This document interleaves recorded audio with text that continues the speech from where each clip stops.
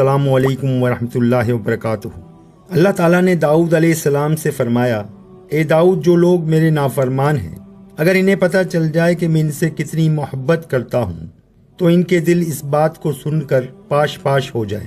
اے داؤد، میں فرما برداروں سے کتنی محبت کرتا ہوں، کیا تو سوچ سکتا ہے؟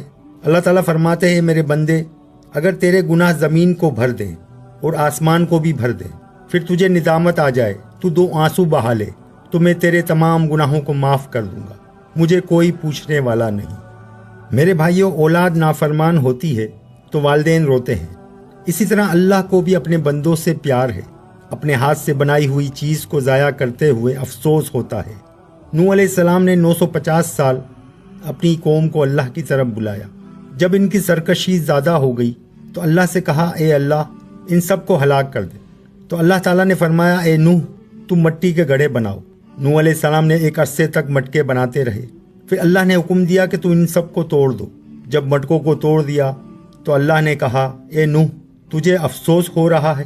اسی طرح یہ لوگ بھی میرے بنائے ہوئے ہیں، جب میں ان کو ہلاک کر دوں گا تو کیا مجھے غم نہ ہوگا؟ فرعون نے جب خدائی کا دعویٰ کیا، اس کے باوجود اللہ نے موسیٰ علیہ السلام سے کہا کہ فرعون سے نرمی سے بات کرنا، شاید یہ توبہ کر لے اور میرا فرما بردار بن جائے۔ قارون نے موسیٰ علیہ السلام پہ زنا کی تہمت لگائی۔ موسیٰ علیہ السلام کے حکم سے زمین نے اسے نگل لیا۔ قارون نے 70 مرتبہ کہا، اے موسیٰ، مجھے معاف کر دو، مگر موسیٰ علیہ السلام نے معاف نہ کیا۔ اللہ تعالیٰ نے فرمایا، اے موسیٰ، اگر یہ مجھ سے ایک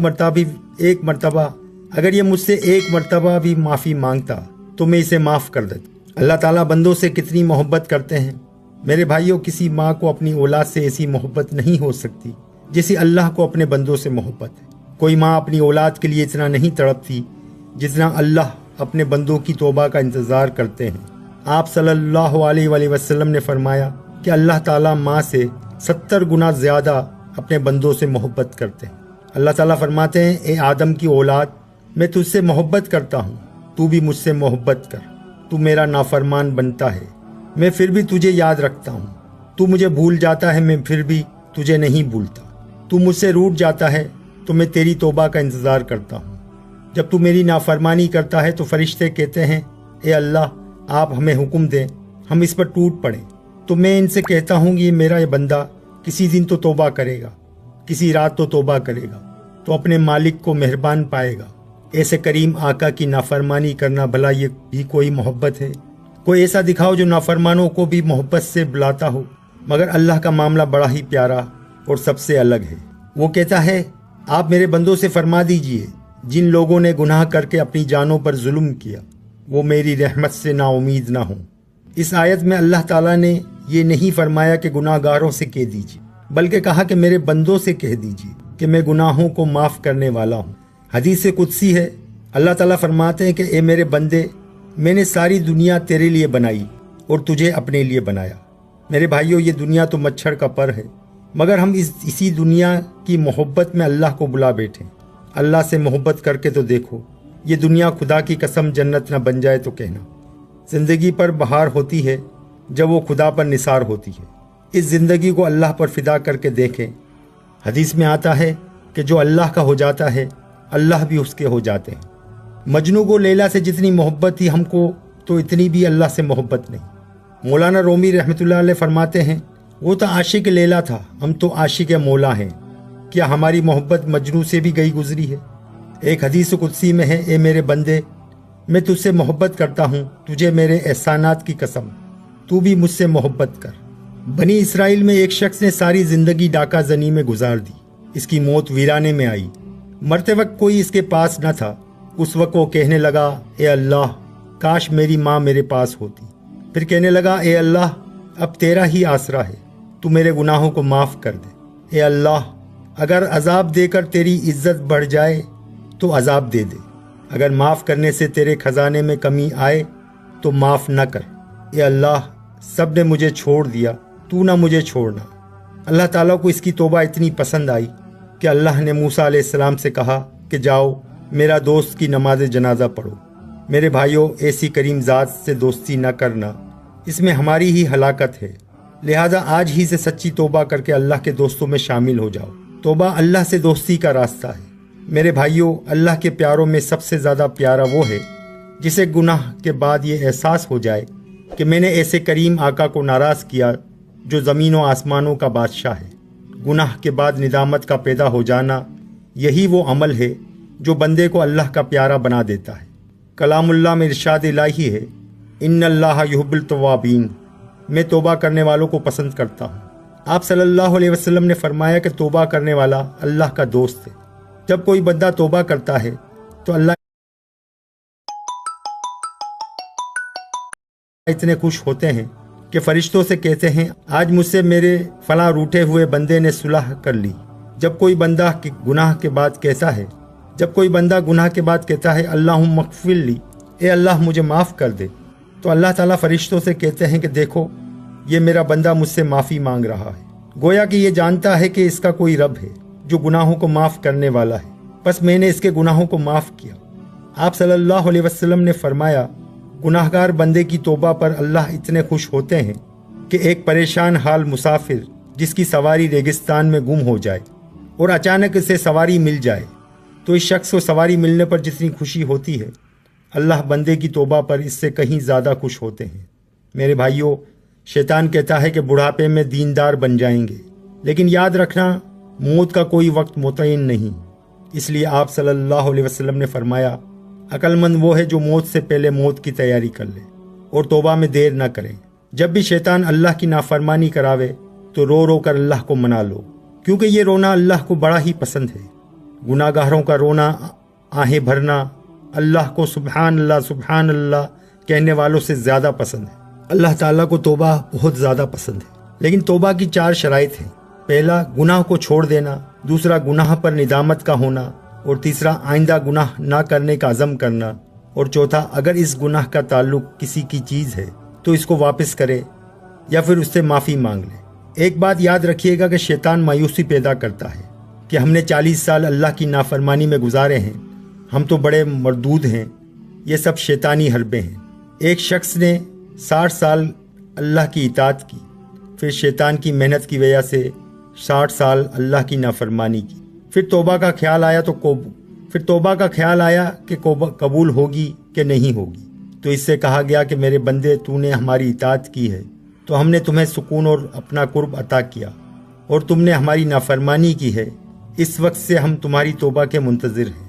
یاد رکھو، گناہوں پر رونا اور توبہ کرنا یہ اللہ ہی کے حکم سے تو ہے، ہماری کیا مجال جو ہم کچھ کر سکیں۔ لہٰذا جب وہ اپنا بنا رہا ہے تو اس میں دیر مت کیجیے، اس لیے زیادہ سے زیادہ استغفار کیجیے اور گناہوں سے بچیے، اللہ کا محبوب بنیے۔ اللہ کے محبوب بندے ان کاموں سے بچتے ہیں جن سے اللہ ناراض ہوتا ہے، کیونکہ اللہ نے اپنی دوستی اور ولایت کا تاج عطا کرنے کے لیے تقوی کو شرط قرار دیا ہے۔ ارشاد باری ہے، میرے دوست صرف گناہ سے بچنے والے ہیں۔ ارشاد باری تعالیٰ ہے، میرے دوست صرف گناہ سے بچنے والے ہیں۔ اسی لیے رابعہ بصری نے فرمایا کہ تم اللہ سے محبت کا دعویٰ بھی کرتے ہو اور اس کی نافرمانی بھی کرتے ہو، یہ کیسی محبت؟ ارے محبت کرنے والا تو ایک سانس کے لیے بھی اپنے مالک کو ناراض نہیں کرتا۔ حضرت ابراہیم بن ادھم رحمۃ اللہ علیہ ایک غار سے گزر رہے تھے تو کوئی کہنے والا کہہ رہا تھا، تیری ہر بات کو ہم نظر انداز کر سکتے ہیں پر تیری بے رخی ہم برداشت نہیں کر سکتے۔ اتنا سننا تھا کہ آپ بے ہوش ہو گئے۔ کسی نے وجہ پوچھی تو کہنے لگے، اللہ کی طرف سے مجھ پر پہاڑوں کے برابر بھی مصیبتیں ٹوٹ پڑیں تو میں ان کو برداشت کر لوں گا، لیکن اللہ مجھ سے ناراض ہو جائے یہ مجھ سے برداشت نہیں ہو سکتا۔ گناہوں سے بچنا سب سے بڑی عبادت ہے۔ آپ نے فرمایا، سب سے بڑی عبادت گناہوں سے بچنا ہے۔ ایک شخص ساری رات تہجد پڑھتا ہے، دن کو روزہ رکھتا ہے، لیکن دن میں بدنظری کرتا ہے اور گناہ کرتا ہے، اور ایک شخص فرائض واجب وغیرہ پورا کرتا ہے اور نفلی عبادات نہیں کرتا مگر گناہوں سے بچتا ہے، تو ایسا شخص پہلے کے مقابلے میں 1000 گنا زیادہ اللہ کو محبوب ہے۔ گناہوں سے بچنے کا غم اٹھانا یہ اللہ کے دوستوں کی غذا ہے۔ عبادت تو گناہ گار بھی کرتے ہیں، مگر گناہوں سے بچنا یہ صرف اللہ کے عاشقوں ہی کی نشانی ہے۔ جو اللہ کی محبت میں غم اٹھاتا ہے تو اس غمگین دل کو اللہ اپنا پیارا بنا لیتا ہے۔ دیکھو، یہ میرا بندہ میری محبت میں دل کے چاہنے کے باوجود بدنظری نہیں کرتا، گناہ نہیں کرتا۔ اللہ ارحم الراحمین، کیا اللہ ایسے زخمی دل سے پیار نہیں کریں گے؟ ارے اتنا پیار دیں گے جس کو دل خود محسوس کرے گا اور غم کو اٹھانے میں وہ لذت عطا کریں گے۔ ساری دنیا کے عیاش لوگوں کے مزے سے زیادہ اسے راحت دیں گے۔ لہٰذا جان لو اور ٹھان لو، آج کے بعد ایک لمحہ بھی خدا کو ناراض نہیں کرو گے۔ اگر جان بھی جاتی ہے تو جان فدا کر دو، مبارک ہے وہ جوانی جو اللہ پر فدا ہو۔ اللہ کو ناراض کر کے اپنے نفس کو خوش کرنے والا بے غیرت اور ناشکرا ہے۔ یہ بیوقوف سمجھتا ہے کہ میں حسیناؤں کو دیکھ کر مزے اڑاؤں گا، لیکن اسے معلوم نہیں یہ نالائق اپنی زندگی کو دوزخ بنا رہا ہے۔ سب سے بڑی بات یہ ہے کہ پالنے والوں کو ناراض نہ کیا جائے۔ دنیا میں کتنے عبادت کرنے والے ایسے ہیں کہ ہر وقت عبادت کرتے ہیں مگر گناہوں کی ٹوٹیاں کھلی رہتی ہیں۔ آنکھوں سے بدنظری کر لی، دل میں اپنے آپ کو بڑا سمجھ لیا، کانوں سے گانے وغیرہ سن لیے، زبان سے غیبت کر لی، اس وجہ سے دل میں نورانیت نہیں پیدا ہوتی۔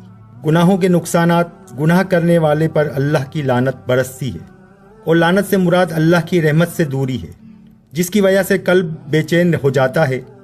ایسے شخص کے دماغ میں کوفتے کھانے کے باوجود کوفت و بے چینی بھری رہتی ہے۔ اللہ کی نافرمانی کر کے سکون کو تلاش کرنے والے انٹرنیشنل بیوقوف ہیں۔ ایک شخص سمندر کی تہہ میں آگ تلاش کرے، کہاں کی عقل مندی ہے۔ اسی طرح اللہ کے منع کردہ کام کر کے سکون حاصل کرنا بھی بیوقوفی ہے۔